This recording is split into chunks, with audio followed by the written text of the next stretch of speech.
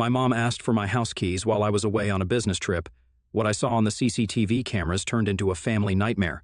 I, 24 female, recently inherited a house from my late uncle. My uncle was an eccentric man and a wealthy one at that, so he could afford whatever he wanted. And this 2-story house with a swimming pool in the front yard was one of those things. He was a bachelor till he passed away at 60 a few months ago, so he really didn't need this big house, but he bought it nevertheless. And it turned out to be a blessing for me because my uncle left all his money and property to his favorite family members, and I happened to be one of them. I inherited $75,000 in this house, while a few others split the rest of the money and whatever other assets he had. I moved in here 2 weeks ago and haven't completely finished unpacking yet, but I already love this place. My parents know that I've moved into my uncle's place, and I even invited them to check my new house. The day after I moved in, my mother brought her stepdaughter, 16 female, along with her, which was a little weird because I'd asked only her to visit. But I didn't mind since it's not like I hated the kid. I didn't particularly like her because her behavior around me was really closed off and curt, even though I'd been nothing but nice to her. My parents are divorced and have been for the last 20 years. They separated when I was 4. My parents continued to remain on good terms as they co-parented me growing up. They didn't have a messy divorce, and as far as I know, they separated because they realized they were incompatible but stayed good friends. So I had a good relationship with both my parents growing up, but my mother remarried a couple of years ago, and she's been distant ever since. She'd been dating her now husband for 2 years, and I'd met him several times, and we'd been civil. So I didn't really expect my mother to suddenly distance herself from us after her wedding. But I tried not to feel too bad about it because she had a new family now and would obviously want to devote more of her time to them. Now that I was a grown-up and could deal with my life on my own, my dad remains single, and as a result, he's the one I've been spending more time with for the past couple of years. So now I'd say that I'm a lot closer to him than I am to my mother. But this house was an important milestone that I wanted to celebrate with both my parents present. My mother's behavior was really awkward and nothing like the past because she, just like her daughter, was putting on the same curt behavior as if we were all meeting for the first time. She wasn't as relaxed as she used to be, but I couldn't address it without making things even weirder, so I just had to deal with it. In the past couple of years, I'd only been able to meet my mother a handful of times, mostly on the holidays, and she still did seem relaxed and fun to be around, even though we were meeting after a really long time. But this time it just wasn't the same, and I suspected it must have been because of her stepdaughter's presence. I wasn't sure of it though, so I didn't bring it up later with her either. My dad had only good things to say about the house and said that it was perfect for me, and my mom agreed. I was pleased that they liked it and even said that I'd like to host Christmas at my house this year. My dad was really happy, but my mom and her stepdaughter just pursed their lips and sat there silently. I could tell that something really weird was going on with my mom even then, and I should have probably foreseen what was to come. About a week ago, I was asked by my company to attend a meeting a little out of town. The location of the meeting was a 7-hour drive away from the city, and I was skeptical to leave. But my boss was insistent that they wanted nobody else but me to deal with this client. So I agreed eventually since they offered to let me stay at the hotel where the meeting would be held for the weekend. So I was getting a free vacation out of this short business trip as well. The only reason I'd been skeptical to go on this trip was because I had a really important package, a rare collector's edition game, arriving on the day I was supposed to leave, and someone needed to be there at my house to receive it, or else it would go back, and I couldn't let that happen. Since I'd had to wait for ages for it to be delivered already, if it went back, I might have had to wait for a really long time again. My boyfriend and I are going to be celebrating our 3rd anniversary in 2 weeks, and I needed his gift to be ready, so it was very important for me to receive the package on time. My first thought was to ask my dad to be there at my house to take it instead, but unfortunately, he'd been out of town for the weekend as well and would only return 6 days later, since he's taking a trip to the beach with his friends. I couldn't ask my boyfriend because it was his gift and I wanted it to be a surprise. I'd asked a couple of my friends, but the timing wasn't working out for any of them. I was on the verge of giving up and was going to ask my neighbors to watch out for the delivery, which would be kind of awkward because my neighbors were mostly unfriendly and cold middle-aged corporate professionals who already didn't like me much because I didn't exactly fit into this neighborhood. I was too young, is what my dad explained to me when I asked him why they were all so weird towards me. With no other options left, it appeared that I would have to go to them for help anyway and have to deal with the awkwardness. I didn't want to ask my mother either because I already knew that she'd say no and make up some excuse, and frankly, after the last meeting that we had, I didn't want to ask her either. It had been weird enough, and I really didn't want to bother her, but surprisingly, she's the one who chose to call me instead. My mother and I used to talk on the phone a lot before she got married again, but after that, she'd pretty much stop calling me unless she had a reason to, so I waited for her to get to the point. And eventually, she asked me if I'd be willing to vacate the house this weekend and let her use it for her book club meeting for just one day. She promised me that she'd even pay for whatever I needed to go that day, but she just wanted the keys for one day since she was supposed to host this weekend. But her husband was going to be home on the day that they were supposed to meet. Coincidentally, it was the day that my boyfriend's gift was supposed to arrive and I was supposed to go on the trip. So I immediately said yes. It didn't seem very fishy at the time because my mother had been a part of a book club for a really long time, and my house was just a little outside of her neighborhood anyway. I was just thrilled that I could go on this trip without worrying about the package and agreed to let her stay at my house for the weekend. I wouldn't have to vacate the house as such either because I'd be out anyway, so it worked out well for both of us. 2 days ago, I finally handed over the keys to my mother at around 1 in the afternoon and started on my journey. The client was a weirdo and had scheduled the meeting at 9 a.m., so it didn't make sense to leave early. It was a 7-hour drive, and I was fully prepared to unwind on the drive and also utilize the spa at the hotel the next day. But around the 5th hour of my drive, my boss reached out to me to inform me that the client had canceled since he'd had a terrible allergic reaction to something he'd eaten a few hours ago and was currently in the hospital. I was obviously really annoyed, but there was nothing much that I could do at that point, so I decided to stop at a restaurant for some food and to contemplate what to do next. The company wanted me to go back home because, obviously, they didn't want me to stay at the hotel on their money since the client had rescheduled the meeting for the next weekend. While eating, I decided to check what was going on at my house and test the new CCTV cameras that I'd installed in every room. I could access them from wherever I wanted to, and I had them installed just a few days back, so I wanted to check how well they were working now. To my surprise, I saw that instead of just a couple of women in their late 50s sitting and discussing books in the living room, my house was jam-packed with a bunch of kids, teenagers, to be exact, and not just in the living room, but every damn room was overflowing with teens. I didn't count, but I was sure that my house was overrun with at least 100 kids. I was dumbstruck and had no idea what was happening, so I decided to rush right back to check out what was happening. It was around 4 in the afternoon when I found out about the party happening in my house without my consent, and I knew that my mother and her stepdaughter definitely had something to do with this. I drove back home, and by the time I reached, it was almost 11. I could hear the music from a block away.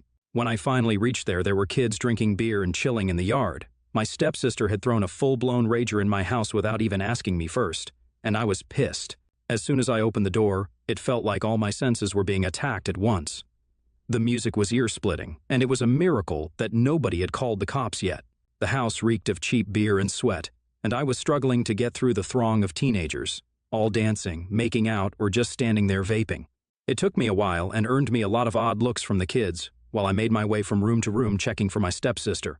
But I finally found her in the secluded bedroom on the 2nd floor. She was sitting on the floor there with a couple of her friends, drinking beer out of a cup and giggling like an idiot. Then I saw that she had her feet propped up on a pillow that she'd definitely taken from my bed, and I obviously just lost it. She'd seen me standing in the doorway but had just ignored me and gone back to talking to her friends. But I wasn't about to let her ignore me like that, especially when she was in my house. So I grabbed her by the arm, lifted her to her feet, and told her that she and her friends needed to clear out right away, or else I'd call the cops on them. Thankfully, she wasn't too drunk and could stand on her own, so I didn't need to hold her up for much longer. That little brat had the audacity to argue with me and said that my mother had said that she could have the place for the day, so I had no right to interfere or kick her out. Lucky for me, this house didn't belong to my mother. It belonged to me, and I had the paperwork to prove it as well. So I told her that she could either make herself scarce right then, or I really would call the cops. And even if I didn't, one of my cranky old neighbors definitely would, thanks to their ear-splitting music. After some arguing, a few of her friends seemed to be intimidated by the idea of having the cops pay them a visit, because after all, they'd all been drinking heavily, and most, if not all of them, were underage, so they could get into serious trouble for it. Within half an hour, they'd cleared out, and once they were all gone, I decided to contact the person responsible for all of this. I called my mother up and gave her an earful for taking undue advantage of my trust. I told her that I just had to kick out a bunch of teenagers from my house because her stepdaughter had decided that it was okay to throw a massive high school rager in my house in my absence without even asking me first, all thanks to her. I told her that it was unacceptable what she'd done and she was lucky nobody called the cops. But instead of apologizing to me, she started arguing with me and told me that I'd overreacted and ruined my stepsister's birthday party. She wanted to throw a party for her friends for the longest time, but their own house wasn't big enough to have a party at that scale. So she'd thought that I'd be selfless for once and let my little sister have this for herself. My mother accused me of being selfish and said that I had a massive house now and could afford to let people use it for their needs because it was not like her stepdaughter had done anything wrong, which was a load of bullcrap because not only had they been drinking, they'd also been blasting loud music and had literally trashed my entire house. I told her that they'd narrowly escaped a slap on the wrist, and she still wasn't understanding the full weight of what she and her daughter had actually done. She herself had lied to me and said that she'd only be using the house for her book club meeting and then let her stepdaughter take over because she wanted to impress her friends by throwing a party in a house that wasn't hers. The least they could have done was at least ask for permission first. But my mother said that even if she had asked first, I most certainly would have said no because I never liked my stepsister. That's what she's concluded from our previous visit and all the years before that. And obviously, that's not even true, because like I said before, it was my stepsister who always acted really weird and cold around me, not the other way around. I tried to be nice to her, but the efforts were always one-sided, and I'm not going to waste my time trying to win over an arrogant child. This argument with my mother went on for quite a while, but then I ended it by saying that now she was the one who had to pay for or arrange the cleanup because my house had been totally trashed by her daughter and her friends, and there was no way I was cleaning up after them by myself. It was a huge house, and I didn't have the energy to do it all on my own anyway. But she refused, and said that since it was my house and I'd been selfish enough to kick my stepsister out and embarrass her in front of all her schoolmates, now I could deal with the trouble of cleaning up my house on my own, too. Then she hung up before I could argue and blocked me everywhere. By then, it was pretty late in the night, but I was furious at the way I was being treated. So, in the heat of the moment, I decided to call her husband and told him the same thing. I then demanded that they pay for the ruckus that their daughter had caused immediately. Her husband, thankfully, was reasonable enough to cough up the money. He didn't sound too happy about it, but he did send me the money immediately, apologized for whatever my mother and his daughter had done, and said that he would speak to them and make them apologize to me as well. I told him that wasn't necessary, but he'd already disconnected the call by then. The next morning, I received a really angry call from my mother very early in the morning. Apparently, her husband had spoken to her and her stepdaughter after my phone call to him and chewed them out for what they'd done. And now my mother was mad at me because I'd involved her husband in something that he had no idea about in the first place. He'd grounded her daughter and had told my mother that both of them needed to apologize to me. But instead of apologizing, she decided to yell at me some more. She told me that her stepdaughter was right, and I really was an arrogant and narcissistic bee. I was shocked that my own mother was calling me these things, especially when I just tried to stand up for what I believed was right. I think I might have overstepped my boundaries by calling her husband up, but apart from that, I think whatever I'd said to her and asked of her was well within reason. But what she said to me was totally out of line. It's been 2 days since our last conversation, and I haven't even been able to talk to anyone about this. I can't believe my mother would say that about me. And even though we haven't been as close as we used to be for a couple of years, it still stings that she'd say such horrible things about me only to hurt me. I really don't understand where exactly I went wrong because, as far as I'm concerned, I'd been completely reasonable. I wouldn't even have called her husband if she didn't block me first. So, Atia, if I called my mother's husband to complain to him about her and her stepdaughter's behavior after she trashed my house during a party? Update 1. Hey guys, it's been a week since the party, and I'm back here to thank everyone for the huge response. Thanks to everyone who took out the time to comment on my original post with their opinion, regardless of what they had to say. So, yeah, I didn't get back in touch with my mom, and I've decided to go no contact with her because of what happened earlier. I used to think that it was probably because of her husband that she started keeping her distance from me and my dad, but I guess it's actually because of her stepdaughter. She's the one who doesn't like me one bit, and I can't imagine why since I've tried my best to be nice to her, even though she's a total arrogant and smug brat. But I can't help it. My mother's made her choice, and I'm the one who has to live with it. Does it suck that she chose her stepdaughter over me? Yeah, kind of. But do I care anymore? No, I really don't, because that incident really showed me what I needed to see and what I needed to realize about my mother. That now her topmost priority was her stepdaughter and not me. So that's the way it was, and I just have to suck it up and deal with it. It's sad because I was looking forward to hosting Christmas at my house, but my mother will never get to see that happen. I haven't yet told my dad anything about it, even though he's back from vacation, but I just really don't want to talk to anyone about this right now.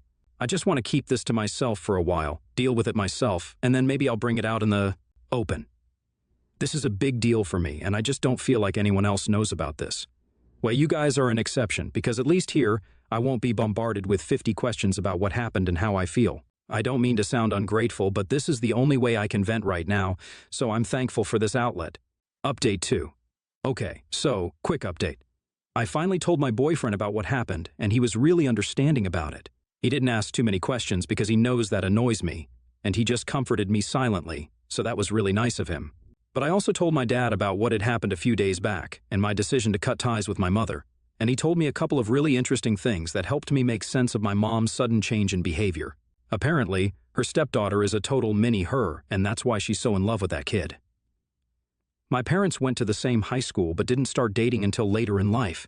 But my dad knew that my mom was kind of the it girl in high school and through college, so it was no surprise that she'd taken such a liking to her new stepdaughter because the girl was a replica of what she used to be back. Then, unlike me, who had always been a bit of a nerd, I'm not shocked that my mother was a mean girl in school because she's still quite stunning and has the same aura about her. She can make just about anyone like her, but it was quite a huge surprise for me to learn that this might be one of the reasons why she suddenly liked her stepdaughter more than her biological daughter, me. It also probably didn't help that her stepdaughter's biological mother wasn't in the picture anymore, so she could fully step into the shoes of the mother she'd always wanted to be to the daughter she'd always wanted. I'm not saying it's exactly what happened, but there's a strong chance that my dad's theory might be correct. Either way, he's with me in my decision to cut her off, and has blocked her himself as well, because he believes that her behavior was unacceptable. I don't really know what to think about any of this, and I'm actually hoping it's not true. Update 3. Hi everyone. So, it's been a while since I posted an update, but that's because I was busy. Big news, I recently got engaged about a week ago. My boyfriend and I had planned to celebrate our 3rd anniversary privately at home, but he surprised me by throwing a huge party at his house, one that I actually wanted. I gifted him the game that I'd bought for him, and he gave me the best gift I could have asked for, a ring on my finger. I'm thrilled about this, and I genuinely didn't expect it, but he'd been planning this for a while now. I'm really, really happy that I got to share that moment with all my loved ones, my friends, my family. And to answer the million-dollar question that I know everyone's thinking about, no, my mother did not attend. My boyfriend, now fiancé, had asked her in spite of our ongoing tiff, and she flat out refused to attend.